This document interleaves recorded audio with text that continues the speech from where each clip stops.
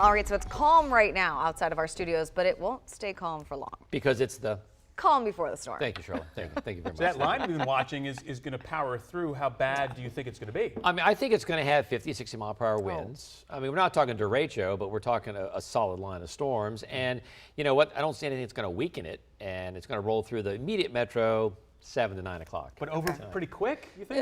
Fairly quick, by 10. Yeah, should be out of here by 10, I would think. So here's a look at the radar past couple of hours, and we're really focused on this one area out to the west, and it is essentially kind of all over I-81 right now. Hagerstown, Winchester, and back toward west of Charlottesville. So this is the line that's actually connected to the front. We did this last night. We had a line of thunderstorms 600 miles long. This is 261 miles long. That's pretty impressive, especially for late March. So I guess in some ways, March will go out like a lion. Not like a winter lion, but like a spring and summer lion. So here's the line of showers and storms. Again, a lot of lightning indicates to me it's getting stronger, not weakening at all. This is the latest warning we have. It goes till 6:45. It includes our friends in Carroll County, Frederick County, and Washington County, and that Frederick County is in Maryland. But you know what? Don't be surprised if some more warnings pop down toward the Winchester area. So this is going to produce heavy rain, winds of 60 miles per hour, no doubt. And we have some heavy rain right now in Hagerstown proper, especially as you roll into west parts of Hagerstown, halfway Boulevard and back toward Williamsport. The rain has let up a little bit, but it is just pouring in town of Hagerstown. Now, where's it going to go? Well, it's moving northeast at a pretty good clip. Could go all the way to Emmitsburg. Say by about 6:41, maybe cascaded at 6:30, and maybe all the way to Carroll Valley also by the time we get to about 6:45. So this is the only warning we have, but again, we're going to see more warnings pop as we go through the night. And it's a good time to sort of check and see, you know, what's the difference between a watch and a warning. And for more on that, here's meteorologist Michaela Lucero.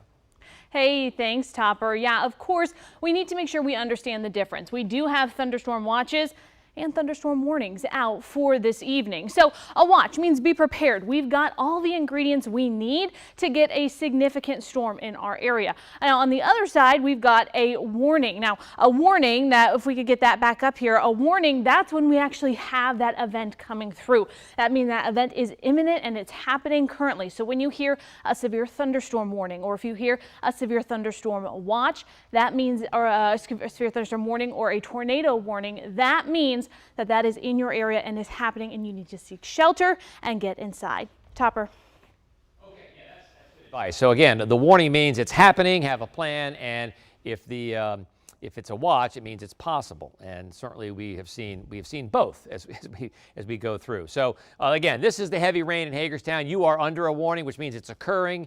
You should also take severe thunderstorms seriously, not just tornado warnings, and move away from windows as well. So here is the severe thunderstorm watch. It covers the entire metro. Again, it's going to be dropped here shortly out toward Cumberland and Petersburg. That goes until 10 p.m.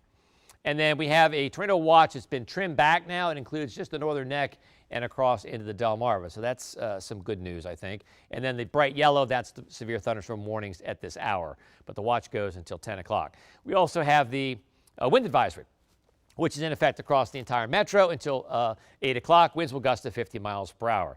Okay, so what are the threats with this? Well, we know storms are a high threat. We've seen them. And we also had some hail and one tornado warning in the metro. So that's a low threat, but still on the table.